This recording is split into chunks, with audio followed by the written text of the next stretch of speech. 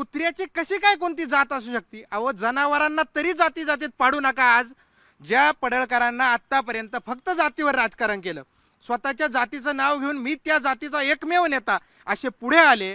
अजित पवारांच्या विरोधात, पवार घराण्याच्या विरोधात जो माणूस आजपर्यंत बोलत आला तो आज त्यांच्या मांडीला मांडी लावून तिथं बसला आहे. त्याला तिथं लाज वाटत नाही, परंतु फक्त इथं कुठंतरी नाटक करायचं.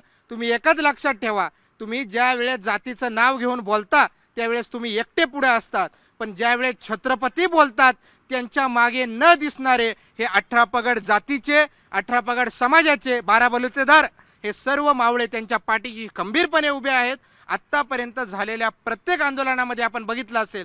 आणि काल परवा कोणीतरी अजून बोललं, उद्धव साहेब बोलले की त्या स्मारकाचा विषय का कोणी घेत नाही अरबी समुद्रातल्या.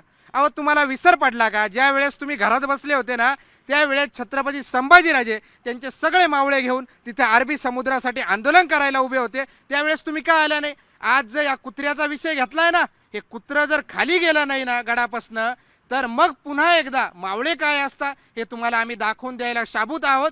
छत्रपती संभाजीराजेंनी फक्त आदेश द्यावा, त्यानंतर तुमच्यासारखे कितीही कुत्रे गोळा झाले, पडळकर, कोरटकर, सोलापूरकर असे कितीही कुत्रे तिथं गोळा झाले तरी कुत्र्याला हाड मानल्या दगड मारल्या पळून लावायची आमची ताकद.